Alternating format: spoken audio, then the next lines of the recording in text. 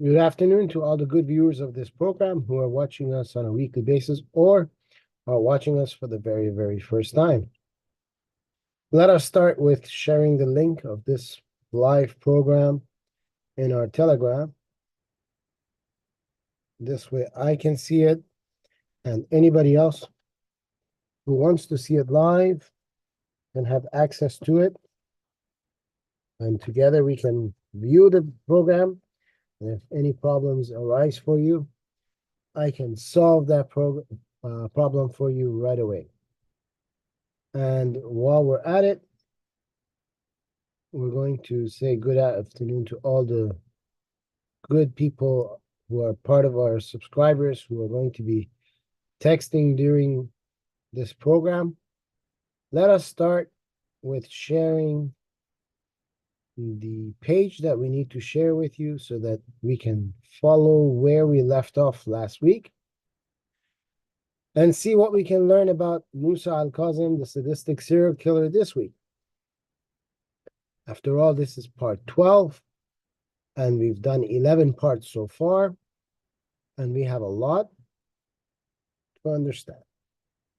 Today, we're going to look at how this clergyman, this mullah who wrote this book, is going to insert his fantasy of a story that he wants you to believe in by copying and plagiarizing the works and historical events of a whole different event that took place.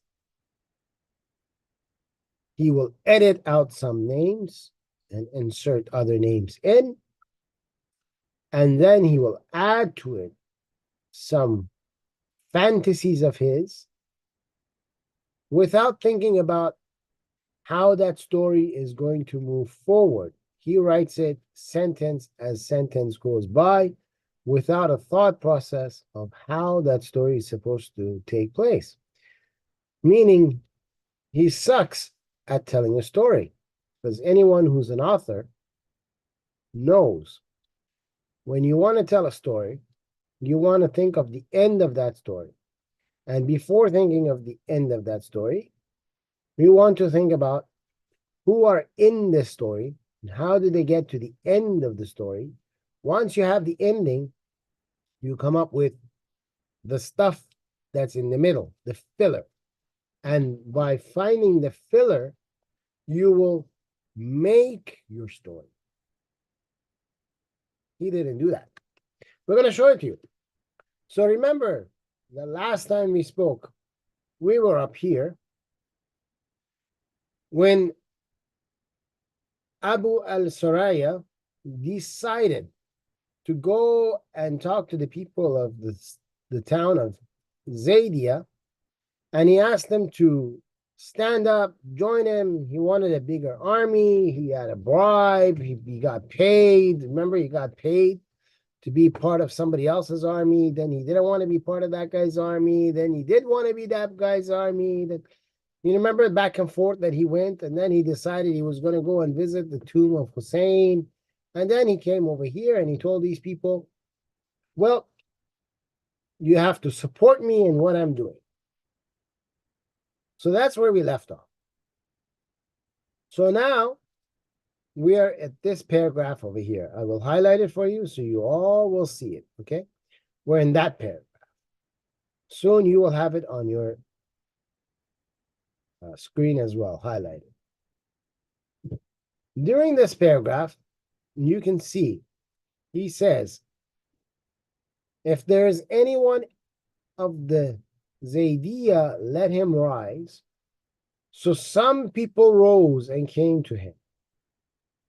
You can see that he put quotations for that, meaning that these were the direct words of al-Saraya, right? And then right after that, he says, and he delivered a long sermon, which he alluded to the members of the house of the Ahl al-Bayt. Ahl al-Bayt are the family members of the Prophet. But he doesn't tell us one word that supposedly came out of al-Suraya's mouth regarding Ahlul Bayt. Why up here he told us and put quotations for the words that he said, people rise, come on, but when it came to the Ahlul Bayt, he didn't write nothing? Nothing at all? Not even a word? And then he says down here, then he mentioned the deeds of the community towards them, such as wronging them. Now remember, Hussein died. All these other guys died. The people of that time are living their own life. Exactly what can you do when you're living your own life? That's going to be a wrongdoing to people that died before you were born. Did they eat their food? Are you telling me that Hussein's food was still in good condition and 4 generations later the people of that town came and ate his food? Did they ride his horse? Did they wear his clothes? Did they go to his grave and urinate on the grave? I mean, what were they doing that is so wrong that he has to talk about it? We're intrigued. We want to know. Suppose this mullah who wrote this book, suppose he's right. Can he tell us at least one of the wrongdoing that the people were doing that al-Suraya noticed and was warning the people about? Nope. Doesn't tell us any. Not even one.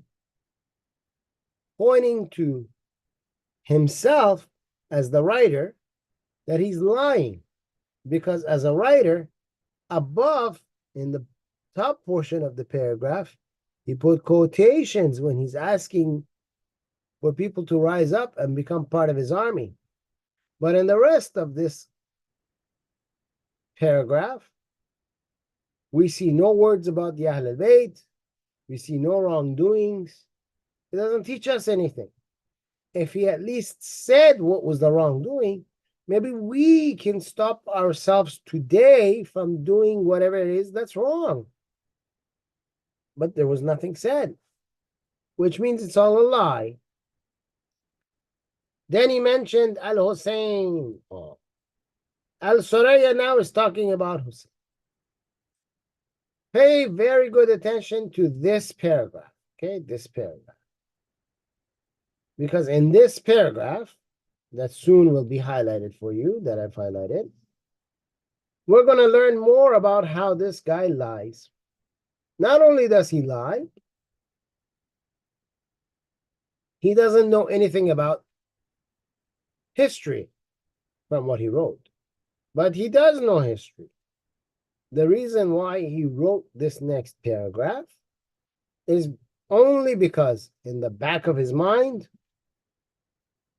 he sees the Muslim people who are going to read this book as people who are stupid and are unable to understand what they read. That is it. He sees the human beings that will read this book who call themselves Muslims at the same level as you, the viewers, see your pets. You can read a book to your pet, but your pet will never understand what you read. He sees the Muslim readers of his book like you see your pet. He knows they will read, but they will never, ever understand what they read, and therefore he can get away with writing the following garbage in a paragraph.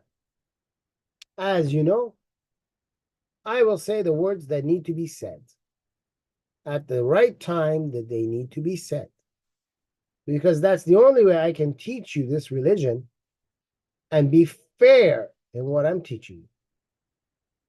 Then he mentioned al-Hussein. People listen very carefully. Saying, people suppose that you were not present with al-Hussein when al-Hussein and did not help him. Then what is preventing you from helping him, whom you have met and followed, while he will tomorrow go out, in brackets again, in revolt, to avenge his blood? Whose blood? Hussein's blood. His right and his heritage of his forefathers, and to establish the religion of Allah. So there is a guy who tomorrow is going to go for a revolt. The guy who's going for a revolt is going to be avenging the blood and the rights of the heritage of his forefathers, and he's going to establish the religion of Allah. Meaning, the religion of Allah is equivalent with his forefathers' bloods, meaning his forefathers and Allah are equal, same level. Okay? His forefathers shed blood, and Allah has sacrificed his religion. The religion of Allah is equivalent to the blood of his forefathers, which means his forefathers and Allah are at the same level. And they tell you, we only worship one God. No, you don't worship one God. You have thousands of gods in Islam. Like the Hindu.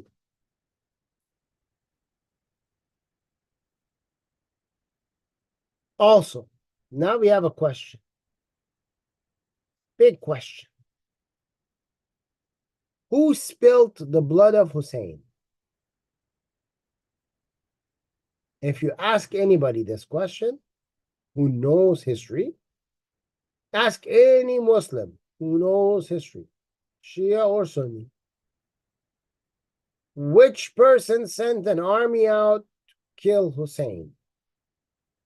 They will tell you Yazid. Ask them, what is the family name of Yazid? They'll say he's an Umayyad. Ask them, who was Yazid in the Umayyads?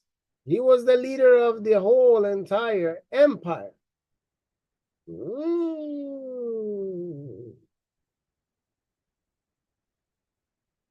Ask them, who killed the Umayyad family dynasty and took them out of power?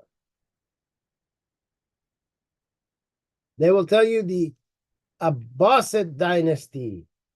The Abbasids came in, dismantled, killed every single Umayyad person, and claimed themselves as the governors of the empire.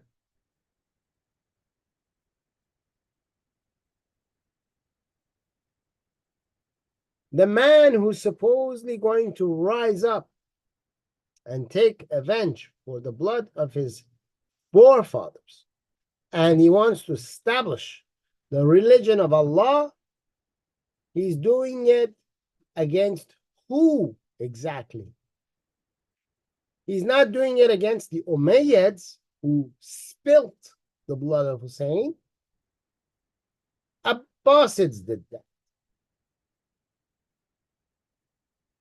If you remember, if you followed with me, we talked about Ali Zainul Abidin, the son of Hussein, how he said to the Umayyads, I'm going to be a good boy. I don't even need to live in Medina, the city anymore. I'll live in the desert. I'll just live in a little tent. And then he occupied himself with the anus of 137 boys, and he started to have sexual relationships with his own biological aunt from his paternal side. And then he started to sell dirt just to make money. He said that the dirt has special powers because my father's blood has been spilt on it and all kind of nonsense. So he didn't go to war against the Umayyads. He didn't avenge the blood of his father. Then his son Muhammad al-Baqir came along. He said, I'm a good boy. I'm just going to start a little class and teach some people some stuff about Islam. So he was already establishing his Allah's religion. And he started to work for the Umayyads and collect some money. It was on the payroll. So he didn't avenge his grandfather's blood. Then we had Ja'far al-Sadiq, the stripper. Remember the stripper who used to tell stories? And when they were asking him to go and fight the Umayyad, he said, no, I'm not joining all the people fighting the Umayyads. No. And he wanted the money. And he was getting paid so he can go and sit in front of people whose towns have been attacked by the Umayyads. And he would sit in front of them with a whole bunch of soldiers behind him with swords ready. And he would ask the person, you're a medical doctor? Do you know why we have eyebrows on our foreheads? And the guy would say, I don't know. And he would say, because it stops the sweat from getting into our eyes.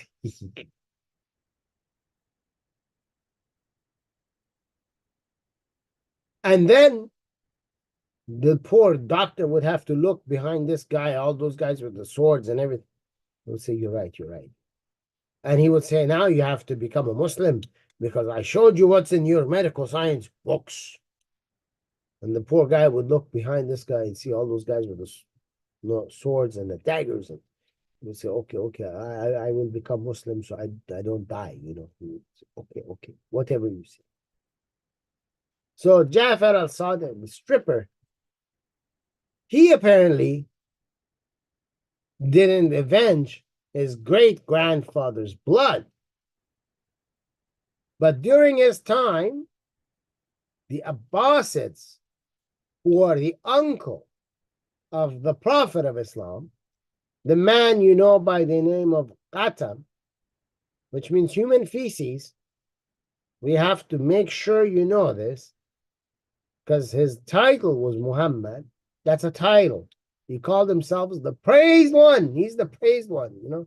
He's the praised one. Which begs the question, what the hell is Allah? I mean, if you're praising him, we can't praise Allah.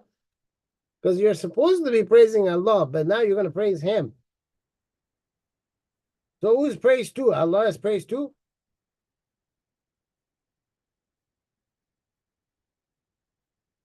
So Qatam had an uncle. His uncle's name was Abbas. The family of Abbas, that tribe of his family, stood up and killed the Umayyads. And now they are in charge. So now this story is supposed to be about how Musa al-Kazim, the sadistic serial killer, is going to create an army to go to war against the Abbasid family, which are really like his cousins, to avenge the blood of his great-grandfather. Let me give you an example how this works. Suppose you, yes, you watching this program, you. Suppose you have a house and you have some neighbors that live directly beside you in the house next to your house. Okay? And your neighbors have neighbors of their own that live directly beside their house. Now you and your neighbor's neighbor are very close. I mean, you go to their home for food, they come to your home for food. When you go shopping, they go shopping. You know, when you're crying, they come and cry with you. When you're happy, they're coming over and they're happy with you. You know, whatever you do, they're running along and coming along and doing whatever you're doing, and you're having a lot of fun with them. And then one day, out of the blue, your direct neighbor decides he's going to come to your house. He's angry. He kills all your family members, leaves just you alive. Ransacks your house, breaks it down. Then your neighbor's neighbor, who's your friend, finds out about this and decides he's going to give him the same punishment, except worse. He goes and he kills all of them. Doesn't leave even one of them alive. Kills all of them. And decides, that's it. I'm going to take their house and have my own house in order to make sure that nobody becomes your neighbor who's going to try to cause you any kind of harm from now on. So he wants to be your direct neighbor and have a buffer zone so that nobody else can come along the area who's going to cause you any kind of problem. And you then get angry and decide to take on your friend who helped you, who avenged you, and you want to go shed his blood and all of his family members' blood so you can take revenge against your previous neighbor who shed the blood of your family members. Does that make any sense?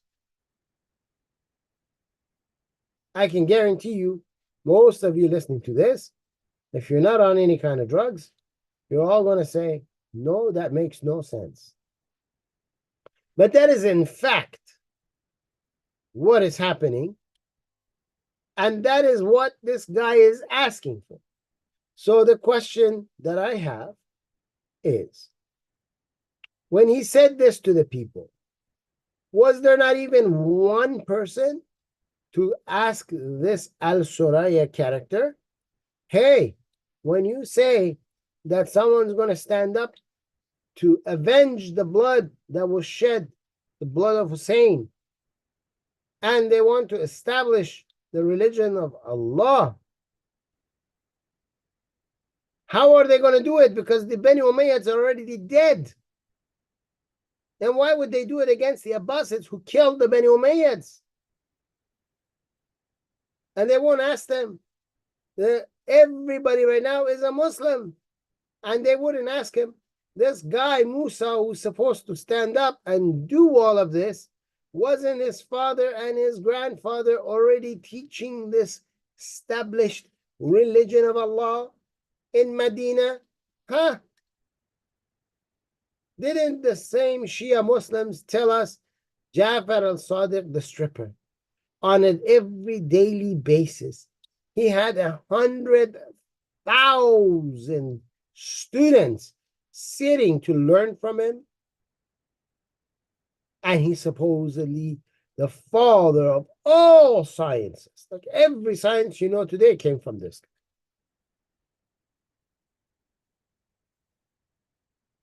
Wasn't he already teaching and establishing the religion? Exactly what part of the religion of Allah is not established by Jafar the stripper and his father Muhammad al-Baqir, who was supposed to be the splitter of the knowledge? And we all saw he couldn't split nothing because he didn't know anything. He didn't even know the Quran. We showed you he didn't know what was inside the Quran. Verse after verse, we showed you that the guy didn't know nothing. So he had no knowledge. But supposedly those two started the school of Shia. The school of thought of Shia, the fifth school of thought in all of Islam, was supposedly put together by them.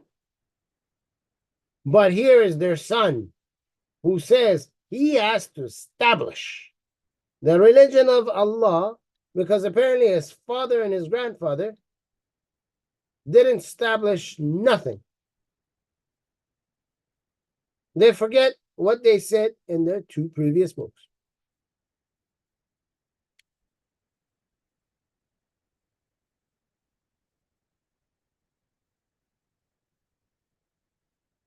Then he went on. What has prevented you from helping and supporting him? What's preventing you? Come on, tell us. From this direction of mine, I am heading to Kufa. Remember, he's heading. Al-Suraya is heading towards Kufa, okay? He's going from one city to another city named Kufa. Okay, remember that. Take notes, take notes. To carry out Allah's command. How does he know this is Allah's command? I mean, Musa hasn't officially come out and say, I'm revolting against the Abbasid Khalifa. So he hasn't said anything yet because he's supposed to do it in the later date. And he is planning, this Al-Suraya character is planning on going to Kufa. But who told him that what he's doing is Allah's command? Is he trying to tell us Allah directly talked to him? Because in Islam, that's a no-no. You can't do that. Allah doesn't talk to you.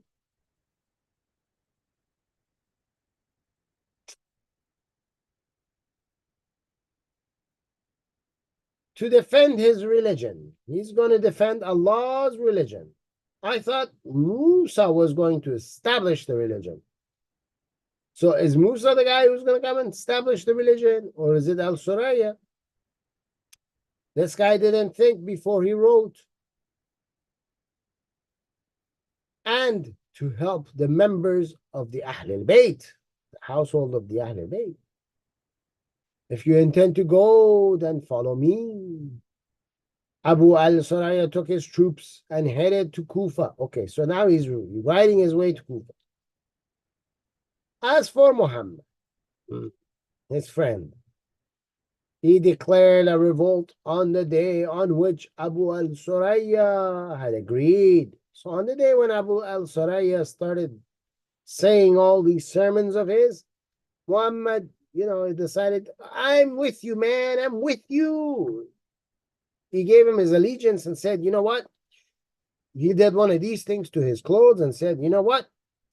I'm with you, man. I got your back. We're going to go together. I'm with you. Many people pledged allegiance. Many. Like everybody said, if Muhammad's doing it, we're all going to get him. He emphatically waited for the coming of Abu al-Suraya. Because you remember, Abu al-Suraya was heading towards Kufa, right? So now Muhammad and all these guys from Muhammad, they're all sitting there waiting. Oh yeah, we're gonna join Abu al-Suraya. We're all gonna go and battle on the same day. But Abu al-Suraya is already moving towards Kufa to battle. So why are these guys sitting back? Why didn't they go with him? That's the first question. To the extent that his companions were helpless or hopeless, I should say. So all those people that gave their allegiance, now they're all hopeless. And they blame Muhammad for seeking help from him. They blamed him. They said, it's your fault. You came and you asked us for help. Muhammad was so sad. He was sad, man. He was going to cry. Because Abu al-Suraya delayed it while he was anxious and worried. Like a dog. Have you seen a dog when the owner goes to work and the dog sits in front of the window and he's always, he's got his eyes looking in every direction and his paws are right on the window and his tongue is out and he's waiting and he's waiting and he's worried because his owner is late and he's worried and he's looking every direction. You remember that, right? Poor Muhammad is like that. He's just sitting there worried. And then, listen to this. Abu al-Suraya and his army reached him. Reached who? Reached Muhammad. So they went all the way to Kufa. Now they left Kufa and they're coming all the way back to Muhammad in his city, right? They reached him. So he became very pleased. He who, Muhammad, he became pleased like a dog. You know, when the owner comes home, dog wants to jump on him, lick him. Oh, he's so excited. My owner's back. Yeah. Muhammad was so pleased. Man, al-Suraya and his army's back. When Abu al-Suraya saw him, he dismounted his horse. He got off the horse. And then he started to walk. He walked towards Muhammad. You know, he's right here. He dismounted his horse, walked towards him, and embraced him in a big hug. He gave him a bear hug. You know, it was like, oh, come here. Let me explain it to you guys. You guys are not catching it. Like a fantasy love story that you read from your favorite author who's written a fantasy love story for you. The man, after such a long time, came back and found his beautiful, soon-to-be bride. He jumped off his horse. He ran towards her. He picked her up with his two arms. He twirled around and around and around and around and around. It looked like the world came to a stop. The whole background of the sky turned pink. The clouds took the shape of a heart, and everything was set in motion. The birds were chirping. The dogs were howling. The cats were all looking with their eyes like this, popping out, because, you know, cats are nosy. And he picked her and kept twirling and twirling and twirling. And all she could think of was how excited she is that her love has returned. You see, I can write the story better, man. And this, what the heck is this? He came off his horse. He gave him a hug. Oh, boy. What happened next? Do tell, do tell. And the guy's writing a fantasy book for you now. He embraced them. They both went to Kufa. What? You don't believe me? Look. They both went to Kufa. So let me get this straight. I'm going to ask you, the viewers, a question. Today, you get on a flight and you can take a military plane, put your whole army in there, and you just get on the flight. And in an hour, you're going from one city to another city, right? You take a military plane. Let's say you're living in America. Your military plane picks up from the city of Houston, and you want to go to Dallas, right? You just pick up and go. Everybody gets there. Back in the day, 1,400 years ago, military was different.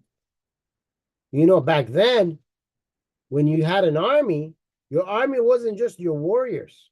You had to have your cooks. You had to have the people that wash the clothes. You had to have the people that carry your multiple clothes, because you can't wear the same clothes with the sweat and the dust and the sands and everything. You had to have people who carry the water. You had to have people that carry the food. You had to have people that carry medicine. You had to have people who knew how to prescribe your medicine. You had to have people who knew how to, you know, get rid of wounds and whatnot. And it was a list. And water was not like today where you turn on the faucet and you get as much water as you want and you can just fill. No. They had to go to a well, and they have to throw the bucket down. They got to roll it all the way down. Then it fills up with water. They got to roll it back up. You know, you do that 2-3 times, and there goes your shoulders. There goes all your power. Somebody else has to come take over, and they got to do it. And you got to get all this water together for thousands and thousands and thousands of people. And, you know, when you go, you got to take rests, because as you go along, you got to eat your food, and someone's getting food, and then you got to cook food. It's not like your food in 2 minutes. It's not like you're going to McDonald's. You have to cook the food. It's going to take time. Someone has to wash the food. Someone has to cut the food. Then they have to cook it. Then you got to sit down. Everyone has to eat. I mean, all of this takes time. Someone has to carry the tents so that when you want to sleep in the middle of the road and wherever you are, you have something to sleep in. And well, someone's got to carry all that. You got to have donkeys and camels and horses just for that. You're telling me that this guy, Abu al-Saraya, and his military, and all of these other entourage of the military, they all went all the way to Kufa. They reached Kufa. Then they forgot that Muhammad is not with them. And all the people that were with Muhammad, who gave allegiance to them, are not with them. Then they all decided, now that we reached Kufa, we're just going to go back, all the way back to that city, so we can pick up just Muhammad, forget about the allegiance of all the other people in the city, but we're just going to grab Muhammad. And then we're going to make the whole journey again, and we're going to go back to Kufa. And we are supposed to sit down here, read this, and say, yeah, that just makes sense. Yeah. That's how things are done. Yeah, like, I mean, you would go all the way to there. When you reach there, that's the only time you remember, hey, where's this Muhammad character? And then you're like, oh, he's not here? Okay, we're going to go all the way back, pick him up, and we're going to come back all the way back to Kufa. And we're supposed to sit there and say, yeah, that makes quite sense. Yeah, that makes sense. Yeah. Yep. All of these show us the lies that this author is writing in his book. These are all lies. When they arrived, good, listen to this. Listen. I want everybody who speaks English to listen to it. When they arrived, who? Al-Suraya, the Muhammad character, and Al-Suraya's whole entire army. They all arrived, right? In it what? What is it? It is Kufa. When they arrived in Kufa, the people, overcrowded, pledged allegiance to them. Them who? Al-Suraya and Muhammad. Everybody pledged allegiance. They were happy. They surrounded them. They engulfed them in. These guys couldn't go anywhere. All the people came out and said, we're with you. But it gets better. I mean, you got to really read this. The people overcrowded pledged an allegiance to him. They showed their great delight with that. They threw out the biggest meals and they just showed these guys the red carpet treatment. They pledged allegiance to them in a place in Kufa called Qasr al-Duraitan. Right? When Muhammad had enough troops, he declared his revolt in the month of Jamadi al-Thaniya in the year 199. The revolutionaries, all these people who were revolutionaries, advanced towards Kufa. You don't believe me? Look right here. And occupied it. Excuse me, did we not just say that they were heading towards Kufa? Then they came back and they found Muhammad was not with them, so they went back and they got Muhammad and they went back again to Kufa for the second time. When they went in Kufa, everybody pledged allegiance to them, right? Now they're heading back to Kufa. They're going from Kufa to Kufa.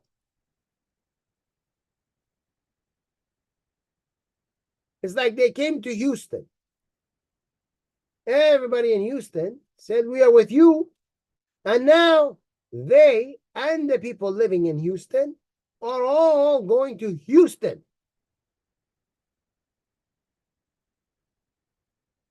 they going to go to Houston when they're already in Houston? I mean, you're there. Where are you going? Obviously, the author, he was taking some heroin, like most of the clergymen in Islam, who are all on drugs, and he doesn't know what he's writing. They're all going to go to the same city they're already in. What are they going to do there? Occupy it. We're going to take it over. They live there.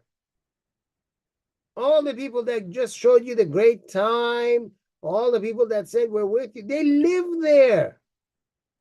They already occupy the city. They're the inhabitants of the city.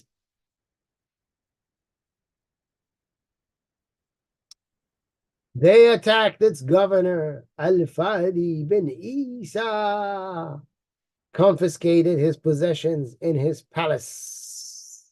Looks like the governor's palace was the same size as the city of Kufa. As for Abu al-Saraya, he refused that and issued intense commands to prevent his fighters from looting, plundering, and he told them to put an eye on the mischief makers. Put an eye. He meant to say, look at them and find them, but he said, put an eye. I guess they were taking the eyes out and they were putting it on another guy.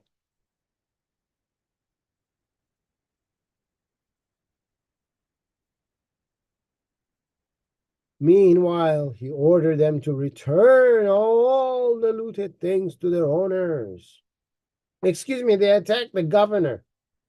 But now you have owners? How many governors do you have? Was there one governor for the whole city? Was there two governors? Were there three governors? Were there 10,000 governors? How many governors were there? Because here, you said they're owners. And the only name you gave us was al-Fadi bin Isa.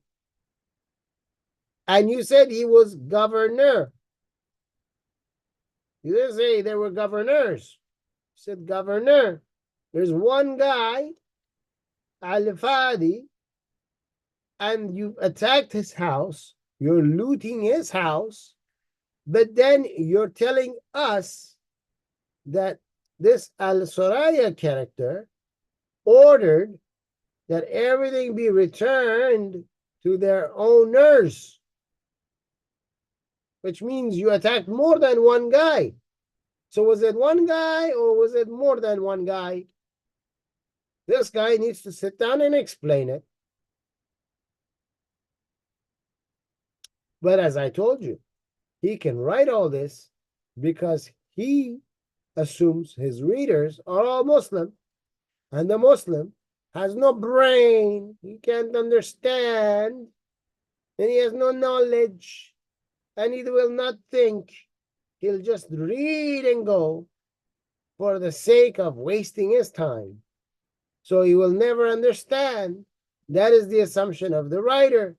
So he can write whatever and has no problems. Because the reader, in his mind, is an idiot.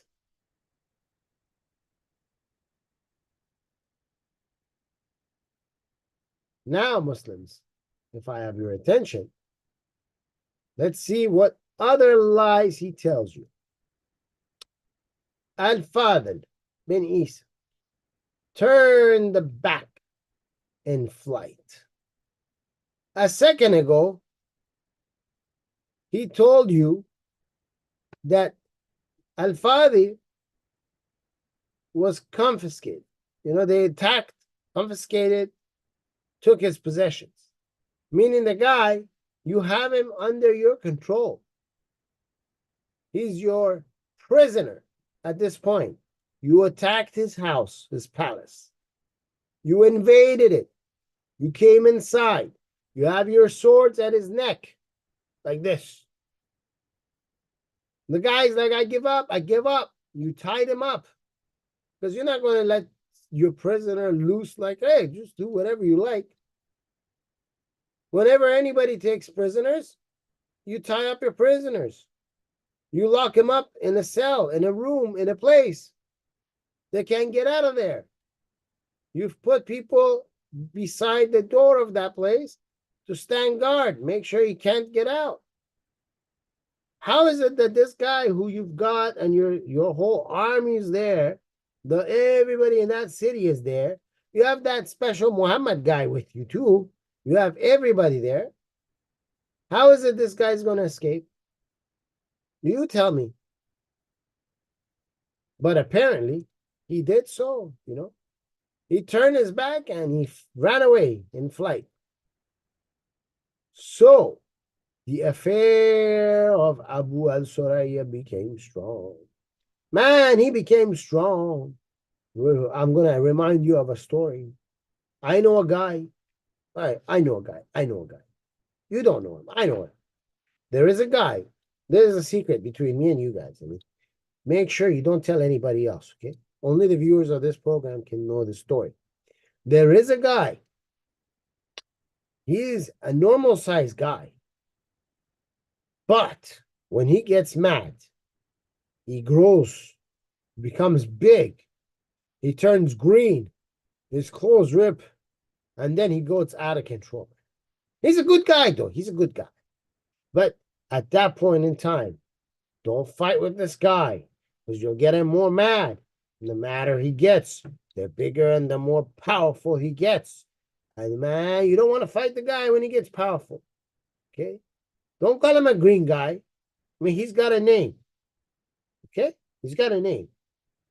There's lots of stories about this guy. I know you don't know the guy I'm talking about, but I know the guy I'm talking about. He's green, okay? When he comes back to normal, he becomes a white man. But when he's not normal, he turns, like when he's angry, he turns into this big, giant green character, okay? I'm telling you, there is a guy, he's green, okay? If you don't believe me, continue with the story. So, Al-Suraya became strong. He grew in size. And then he won a wonderful victory, according to the governor of Iraq. Iraq was there. There was a country called Iraq. Huh? I mean, forget about World War II.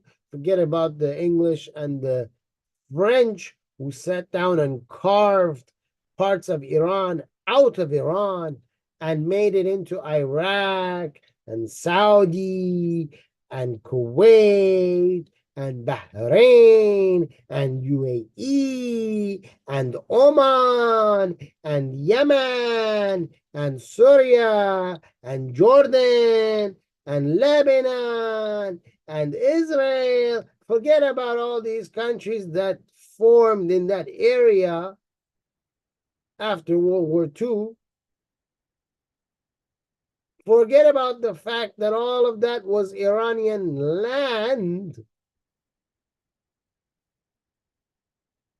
which got occupied by Arabs and then by the Ottoman Turks, and then some of it came back to Iran again.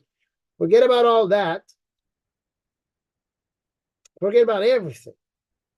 History never took place. Iraq, the country, is apparently as old as the country of Palestine. I mean, God created the heavens and the earth, and then he placed Palestine and Iraq. That was it. We had Palestine and Iraq. That's it. So now the governor of Iraq, that never existed. I mean, Iraq is what, like 70 years old now? Governor of Iraq, Al-Hassan bin Saleh, or Sah. Al-Hassan bin Sah. I mean, there was no country called Iraq. How did it have a governor? That's my main question. Okay, forget everything. How did you have a governor for a country that didn't exist?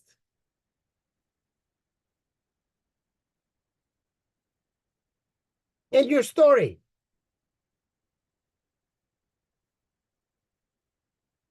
I mean, there was no such thing. You had a Muslim empire. Okay, you have a Muslim empire. The Arabs, they invaded Persia, which is Iran. They took all of the land of Persia. Then they attacked and invaded the Byzantine. And they took the land of the Byzantine. Then the Umayyads continued this Arab fight. They took Egypt. Then they went and took all of the land of the Berber, which starts from where Egypt ends and continues to go west to the end of Morocco. And then the Umayyads attacked into Europe. They took the Baltics, and they also took Spain. Then they lost the Baltics and kept Spain. All of this is one empire. There are no countries in it. It is one country now. They unified all of this land as their territory. There are no states. There are no provinces, because they didn't have that capability like civilizations before them, which were the Persians, who had provinces. They didn't have states like the Byzantine and the Romans. There were a bunch of people that lived in sand.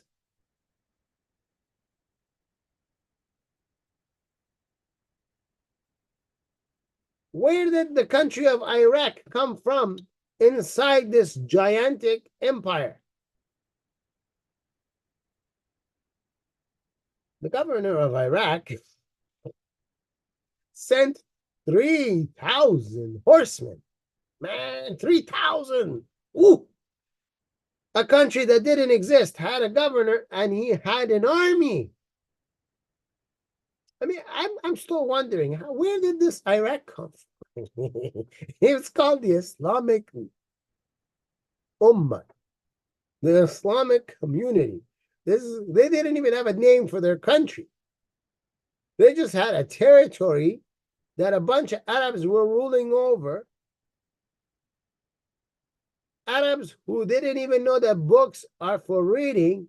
They were burning books in Iran, and they were burning books in Egypt. They burned so much books in Egypt that the waters of the Mediterranean were so hot, they were taking baths in it. Because they didn't know about the plumbing that the Byzantines had. It was too far advanced for them of a technology. And and they were burning the books so they can cook with it. Yet, this guy, this clown who wrote this book, is telling you there was a country called Iraq, and it had a governor, and the governor's name was Al-Hassan, because he only learned a few words, man. Come on. Arabs teach you few words because they consider you. If you're a Muslim and you're not an Arab, you're not a human being. You see, in Islam, the idea is Allah, the God of Islam, is equal to the Prophet of Islam, who is also equal to his family members who are supposedly blood related to him. So Aisha, for example, his wife, is not his family member because she's only a sex contract. She's a FUCKING contract. So they are not his family members. His family members are the descendants of Ali, which means you got Allah, you got Muhammad, you got Ali, and Ali's kids are all equal to each other.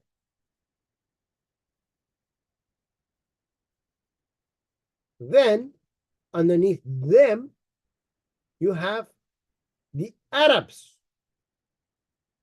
Above the Arabs, the real Arabs, there is a subgroup.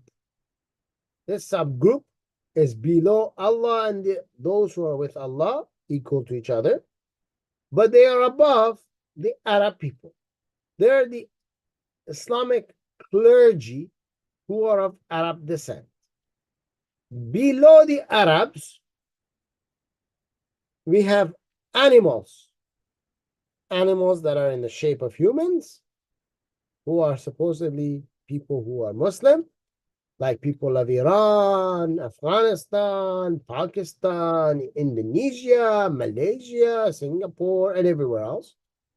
And then we have other animals who are below those animals. That's the non-Muslims. That's animals that are four-legged, winged, and all the other kinds. Quran calls you, the non-Muslims, worse than animals. The Quran, the book of Allah that Allah wrote you down as worse than animals. You're not a human. You're worse than animals. And the Muslim who don't speak Arabic as their mother tongue, they're animals. Smarter than others. Like, for example, you can teach your dog some words. Not all words, but some words. You can even communicate up to 3 words at a time to your dog. You can say, sit down now. As long as you've taught those 3 words and you say them together, your dog will sit right away. But if you say to your dog, sit down now here when I'm telling you to do it, and forget about the food and forget about this and forget about that, the dog's not going to understand what you're talking about. He's going to look at you like, what the heck are you trying to tell me? Just tell me what you want me to do. Why are you telling me this book? Why are you reading a book to me?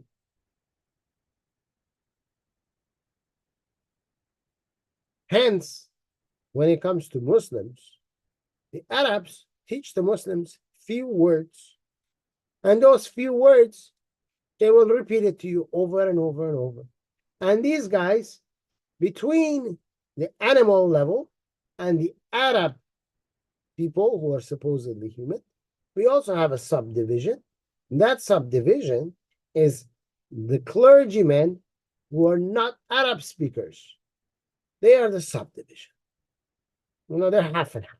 They're like in between being a full human and an animal. They're in the middle, like some person in those old movies where they try to change the genetics of an animal into a human being and try to create some new type of creature, a hybrid creature. That is what the clergymen are. So this guy is supposed to be one of those.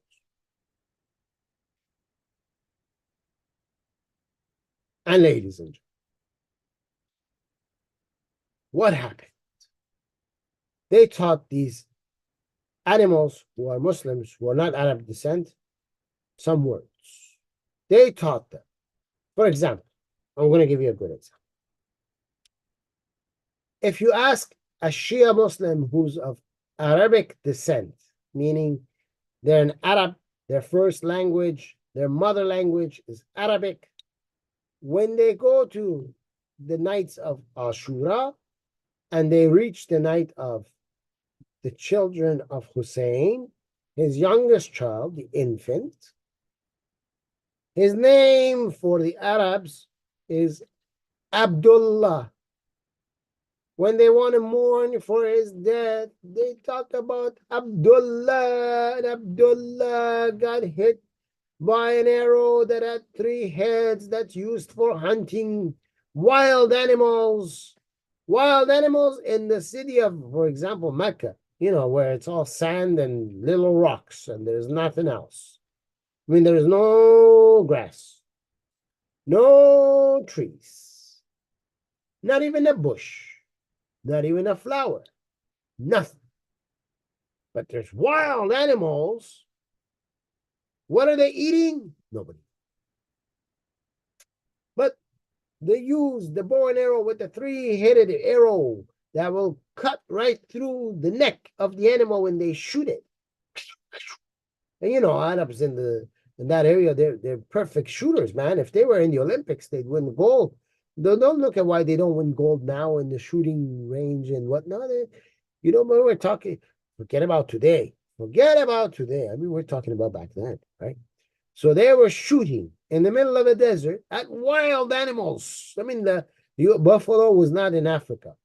I'm sorry, for you Africans, you stole all the buffaloes from Saudi Arabia and you took it all the way with you to Africa. You got to return all the buffaloes, man. Now, we know they're all natural animals that live in Mecca, a city that is in a small stone desert. It doesn't even have really sand that much. It just has small bones, little, tiny little rocks, you know, all everywhere. Like pebble size, a little bit bigger than a pebble. And all the buffaloes lived there.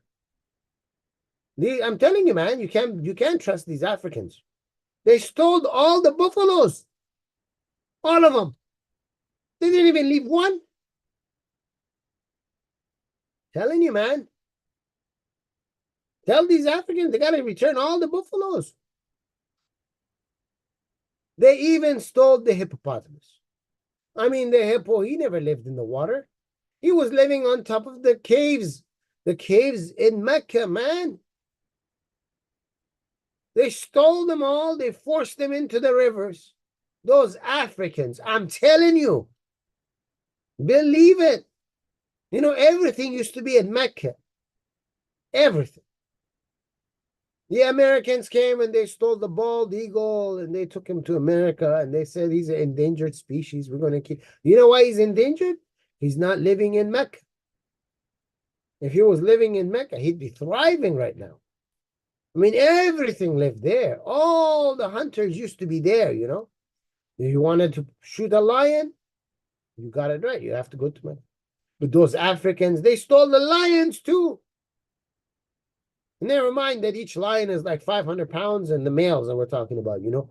And if they hit them with their paw, if they just slap like this, the neck of a zebra would break. Forget about all that. The African, you don't know, man. Africans, man, they're strong. They're fast.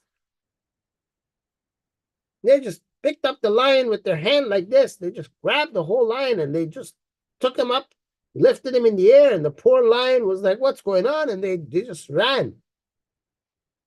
Never mind about you don't ask about the water that separates Africa from Saudi Arabia. Forget about it.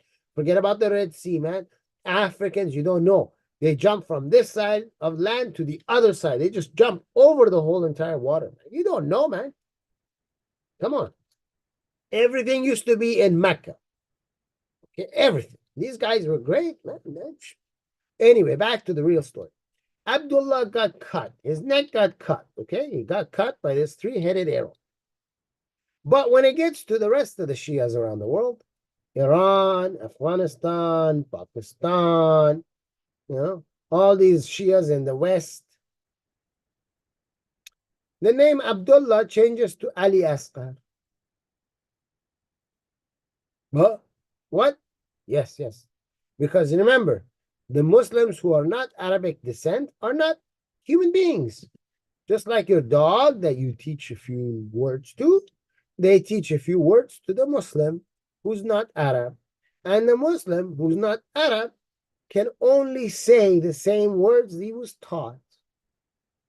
And the Arab-speaking Muslim looks down at the Muslim who's not Arab-speaking, and he smiles at him like, good little dog. Yeah, you're my little dog. Yeah. Just learn what I told you. Okay. Just sit down. Sit down. Quiet down. Okay.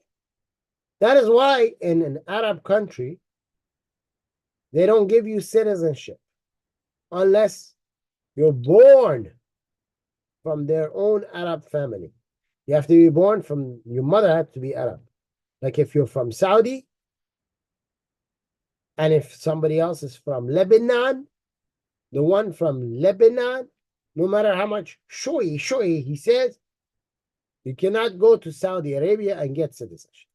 because his mother is not from Sa. Understand? You have to be born of their type of people from their own mother, because they don't see you human. They can't give you citizenship. Can you give a dog a citizenship in your country? No. You don't give an elephant a citizenship in your country. He can live there, but he's not a citizen. He's an animal. Muslims who don't speak the Arabic language are considered animals in an Arab country. You're the animal. You're just an animal that they can talk to. Like, for example, you can try to talk to a cockroach. The cockroach ain't going to talk to you and will not understand any words you say. But your dog can understand some of the words you say. He might try to communicate with you, but he'll never talk to you in your language. We have different levels of animals. You, the Muslim, are the animal who can talk to the Arab, but you're not an Arab. You're way below. You're not a human like him. Even when you go to the heaven of Allah, you have to talk in Arabic. It's compulsory. There's no other language there. Why? Because the humans are going there. You cannot go there and not speak Arabic. You have to transform into an Arab to go there. That's why all the Muslims are going to be tasting hell first. And then the Arabs will be separated from you, the animals, and the Arabs will go to heaven. Not you. You understand what I'm saying? Are you catching on? So here, this author only knows a few words. Hassan, because he's, Hassan. Hassan was their second imam from the children of Ali. So Iraq, the country that did not exist, has a governor. His governor name is Hassan. See, he only knows one word. He knows Ali, he knows Hassan, he knows Hussein, and he's using them all through the book. There is a Ali, there is a Hassan, there is a Hussein. He knows they're called the Ahl al-Bayt. He knows a few words. He's got to use them. You see what I mean? Anyway, back to the story. This Hassan, who's now the governor of Iraq, 1,400 years ago, he sent 3,000 horsemen, and they were headed by Zubair, you guessed it, bin Hassan. You see? I mean, he only knows the word. He has to say the same word. Like your dog only understands sit, lay down, go to sleep, eat, come here. He only knows these words, and you keep telling him the same thing. Roll over. Same thing with these guys. The non-Arab Muslim only knows a few words. You just tell him those words, and he's like, Governor's name is Hassan. This is commander's name is Hassan. That's all this guy knows. So he sent them, and they went to war against Abu al-Saraya. When the army reached Kufa, Abu al-Saraya resisted. He came by himself. He's strong now. Remember, he became strong. He's built. He became mad. He went, whoa, and he became strong, and he became giant. Like, remember the story I told you about the guy who gets mad and turns green and his clothes rip and he becomes big? He did the same thing, folks. He did the exact same thing. And he resisted with strength. You see, he's got the strength. He's also got determination. Oh, you can't break him mentally. He's like strong, like the green guy. When he gets mad, you can't bring him out, because if you try to fight, he's just going to keep getting madder and madder and madder and madder. He defeated it, forced it to withdraw. Who's it? The 3,000 horsemen. Forced them to withdraw and control all its equipment. He took over their equipment, took all their swords, everything. Man, he's not telling you the proper story. Let me tell you. I mean, I'm better. Yeah? I'm the best at stories like this. Let me explain. He didn't tell you how the battle went on. He just talked about the strength. Allow me to tell you this fantasy story that this guy's telling you. Allow me to explain what happened in the battle. I will give you the battle because that's the juicy part. You know, everyone likes when you watch an action movie, you watch it so you can see the battle, right? This guy just jumped over the battle. He doesn't know how to tell a story. Let me explain. Ladies and gentlemen and ladies around the world who are watching this video right now, allow me to introduce you to the battle between Zubair bin al-Hassan, the right-hand man of the governor of Iraq from 1,400 years ago, al-Hassan bin Sahel.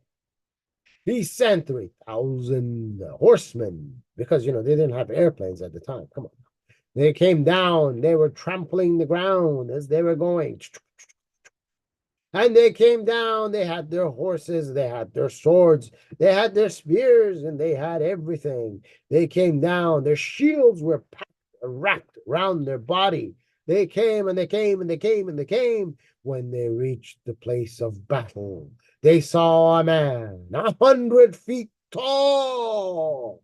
He had a unibrow going across his face. He ripped his shirt.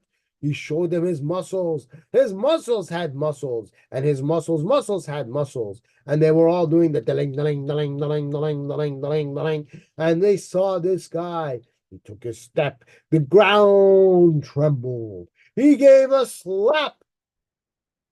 And 3,000 people went flying in the air. They were coming back down on the ground, but it ended up feeling like they were in a washing machine, tumbling around and around and around and around on their way down. The horses all went into a coma. Not even one horse was able to survive the coma. Those horses are still in a coma. Then these people fell on the ground. Majority of them died. This man took his second step. Boom! He stepped on all of them. A few of them survived. Those that survived ran all the way back. They retreated. They turned red in color out of fear. Because, you know, you turn red when you become fearful. They ran for their lives. They ran, I tell you. They ran so far that they reached the Khilafat of the Abbasid Empire. And they told everyone, including the cats and the dogs. And the cats and the dogs also spoke to them. They told everybody what had happened. Nobody wanted to believe it, but they had no choice. They had to believe it because they said, look at our whole body. This is just from that one slap. The mark of the finger has been on all of us. But what you don't know best, when the slap took place, the sky turned pink. The clouds turned into the formation of a heart. All the clouds in unison, they were all saying, Al-Soraya, Al-Soraya, you are our love. We just love you, Al-Soraya.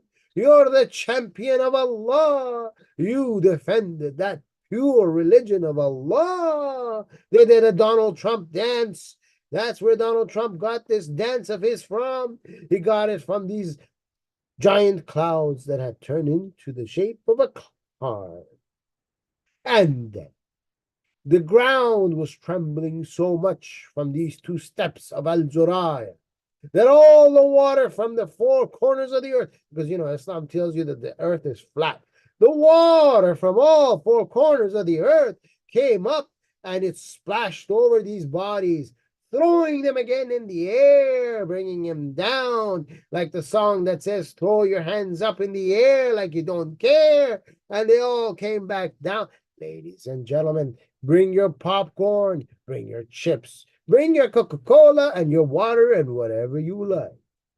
The story continues. But we're going to hear the rest from the author. When the army reached Kufa, I mean, they're still not in Kufa? God damn, what's going on with these guys? Everything's happening and not in Kufa. I mean, where are these people?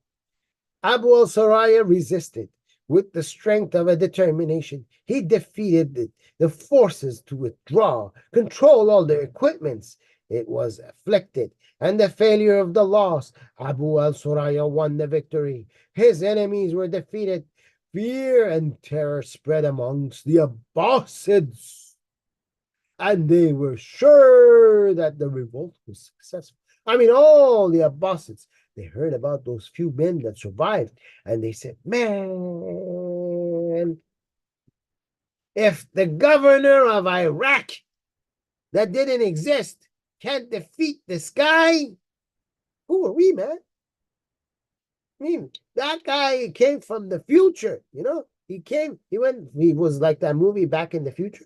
The guy went from the future back in time, had an army, attacked this al-Suraya, couldn't beat him, and now the Abbasids are like, well, I mean, this guy came from the future, and if he can't beat him, like, what are we going to do now? We're doing like that. Well, what are we going to do? My question is, if they knew they're doomed, why didn't they give up? Continue. Let's see what else this guy did. The death of Muhammad. The guy died? Oh, let's find out. Unfortunately. So sad to hear that, my friend. Unfortunately, the revolutionaries were afflicted with the death of a great leader, Muhammad bin Ibrahim. Isn't this the same idiot that was paying this guy? And then he asked them for vacation time. And then he took the vacation time to go for his Hajj, gathered an army, and decided to go to Karbala, which is past Kufa. Anyway, Muhammad died. This is the same guy that they went back to his city to pick him up, to take him with them to Kufa. I mean, the whole thing. But anyway, Muhammad died. That was a decisive period in time. Decisive. Most sources, listen to this, most sources, not all, most, have mentioned that he died of a natural death. Oh, what was so decisive about a man dying in natural death? But you don't know Islam. I mean, you don't know Islam. You're learning Islam today. Let's see what happened. While some other sources, not most, not all, but some said, some said, the sources have mentioned that Abu al-Saraya poisoned him and assassinated him. You see right here. I mean, he couldn't just do one. You have to poison the guy, and then you take a dagger, you stick it in his stomach, and you go upwards until you come underneath his chin.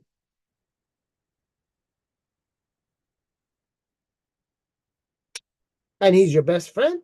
I mean, you went all the way back to that city. You went to Kufa. You came back from Kufa. You grabbed this guy. You went all the way back to Kufa. You made an allegiance with all the people of Kufa. Then you attacked the governor of Kufa. Then Iraq had to send somebody over to come and fight for you. And then this and this and this and this and this and this and this and this. And then you went and you fought by yourself because you're like 100-foot tall giant. Never mind the Incredible Hulk that I described for you, that this guy probably was watching while he was writing the story. When this al-Suraya character by himself got mad and he got his determination, might, and he had his strength, and he turned into the Incredible Hulk. Never mind the fact this guy was watching the Incredible Hulk when he wrote this part of the story. But then he goes and he kills his own best friend. For what? That he might get rid of him. Most probably. The author is going to explain. He died a natural death. For the revolt was still beginning. I mean, even he is wondering why Abu al-Suraya would poison and assassinate his own friend. I mean, it's the beginning of the revolution. You don't kill the guy now. You wait until you can become in charge, and then you kill the guy. That's what he's telling you. He says, because the revolt was still in the beginning. You don't do it now. It was impossible for Abu Suraya to assassinate him in the critical period of time, for he was not sure that the revolt would succeed. If you knew it would succeed, sure, I'd kill him now. But Abu al-Suraya couldn't do that because he didn't know the future. He still needed Muhammad. So there's no way he would have killed it. So does that mean that some sources are lying in your books? Are you telling us that you Muslims write fake stories, lies in your books, and then you sell those lies to Muslims and you make the Muslims read your lies? And when we quote you what's in your book, is that why you always say, no, that's weak. We don't accept it. We don't accept. The Quran is weak. The Hadith is weak. Your history is weak. Your stories are below weak. I mean, look at that. Ladies and gentlemen, I know we've passed the 1 hour mark. For sure we've passed.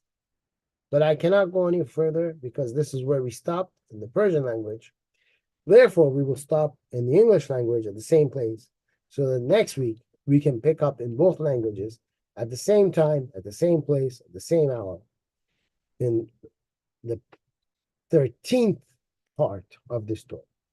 If this story was beneficial for you, if you learned from the story, if you liked our program, do me a huge favor. I want you to grab your phone, click on the subscribe button of this program. Become one of our members. We definitely need you to be our members. We play as a team. I bring the knowledge, you spread it. You, by becoming a subscriber, you are forcing the bot of the algorithm of YouTube to advertise this to other people who've seen other videos that you have seen, and it might get some of them, not all, but some of them, to click on it, and they will be our new viewers. There's a good chance some of them might also become subscribers. Don't forget, after the program, write a comment underneath our program. It will do the same work. Like our program, it will do the same work. Also, spread it by sharing it with people you know. It is very important you do that. The more people we can attract to our program means the faster we can grow this program, the faster we can get the people who are Muslim to open their eyes and understand how they've been taken advantage of, how they have been used, how they have been disrespected. And we can open their eyes, get them to leave this ridiculous, terroristic religion that does nothing but create hatred and killing. And once we get them to leave this religion, that is the time when their eyes and ears will be open to the truth, which is Christianity, which is Jesus Christ. Until then, Muslims are blocked. It's like they have stuff in their ear that's clogged it. Their mind is clogged. We have to open their mind before we can share with them the good news. Hence, we need your help in spreading this. And the best way to do that is if you subscribe and tell those that you share it with to also subscribe to this program. We need to grow our subscribers so that we can reach as many people as possible. The penetration into them is done in this manner. It's a team effort. It's like a soccer team or a football team. We need people. I can be your quarterback. I can be the guy that's the playmaker. But you are the one that's going to hit the touchdown. You're the one who's scoring the goals as the forward player on the team. We work together. I bring it, you share it, and subscribe. Until next week, when we have our next part in English, I leave you.